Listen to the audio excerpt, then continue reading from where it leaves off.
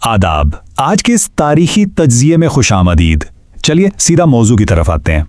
जब हम तारीख की किताबें उठाते हैं ना, तो आमतौर पर बस बड़ी बड़ी जंगों और फतूहात का जिक्र मिलता है, लेकिन कुछ वाक़यात ऐसे होते हैं जो बज़ाहिर बिल्कुल छोटे से लगते हैं, मगर उनका असर वो सदियों तक रहता है। हिजरत के बिल्कुल फ़ौरन बाद का वक्त है, 1 हिजरी। सोचिए, एक छोटी सी जमात खुद को एक अजीम रियासत के रूप में ढाल रही है, और तभी एक ऐसा वाक़या पेश आता है जिसने तारीख का धारा ही बदल कर रख दिया। यह है राबिग़ की मुहिम, जिसे तारीख में एक खून के बगैर अहम मोड़ के तौर पर याद रखा जाता है। इस वाक़े ने यह साबित कर दिया कि ताकत और बेहतरीन हिकमत अमली का मुजाहिरा हमेशा तलवार चलाने में नहीं होता। अब यहाँ एक अजीब सा सवाल पैदा होता है ना? जब भी हम अस्करी तारीख या किसी फौजी मुहिम की बात करते हैं तो फौरन जहन में क्या आता है? तबाही, खून खराबा और भारी जानी नुकसान। सही कहा ना? लेकिन ज़रा रुकिए, यहाँ एक ज़बरदस्त तज़ाद मौजूद है। ज़रा तसव्वुर कीजिए एक ऐसे फौजी टकराव का जहाँ किसी की जान ही न गई हो, लेकिन उसने एक बिल्कुल नई उभरती हुई रियासत की अस्करी तारीख और हिकमत अमली की बुनियादें हिलाकर रख दी हों। ये कोई इत्तेफाक नहीं था, बिल्कुल नहीं। ये एक इतनी सोची समझी और कामयाब नफ्सियाती फतह थी जिसने सीधा सीधा ये पैगाम दे दिया कि अब हालात पहले जैसे नहीं रहे। चलिए इस पहलू में ज़रा गहराई से उतरते हैं। ये है हमारा पहला हिस्सा, पहली हिजरी की मुहिम। अब देखिए, हिजरत के फ़ौरन बाद का मंजरनामा अगर हम देखें तो मक्का के कुरैश अभी भी एक बहुत बड़ा ख़तरा थे। इस ख़तरे से निमटने के लिए इब्तिदाई मुस्लिम कम्युनिटी का सबसे बड़ा और अहम हदफ क्या था? कुरैश के तिजारती काफ़िलों को रोकना। ये काफ़िले असल में कुरैश की मईशत की शहरग थे, और इन रास्तों पर अपनी मौजूदगी का एहसास दिलाना बका का मसला था। और इस पूरी हिकमत अमली का मरकज़ कौन सी जगह बनी? वो था राबिग़। राबिग़ खित्ता हिजाज़ में एक नहायत ही अहम मकाम था। मक्का और शाम के दरमियान आने जाने वाले तमाम कुरैश के काफ़िले इस मकाम से गुजरने पर मजबूर थे।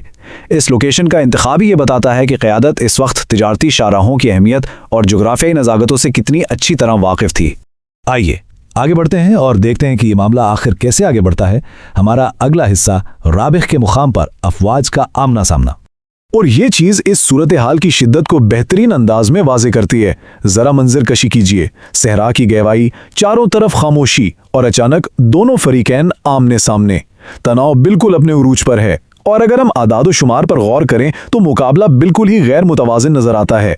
एक तरफ मुसलमानों का एक छोटा सा दस्ता, मुश्किल से 60 मुजाहिदीन जिनके पास वसाइल की भी शदीद कमी थी, और दूसरी तरफ 200 कुरैश के जंगी जू जो पूरी तरह जंगी साजो सामान से लैस थे। अब ये सिर्फ आदाद व शुमार नहीं है, ये इस बेपनाह दलीरी और हौसले की अक्कासी करते हैं जो उस वक्त दरकार था।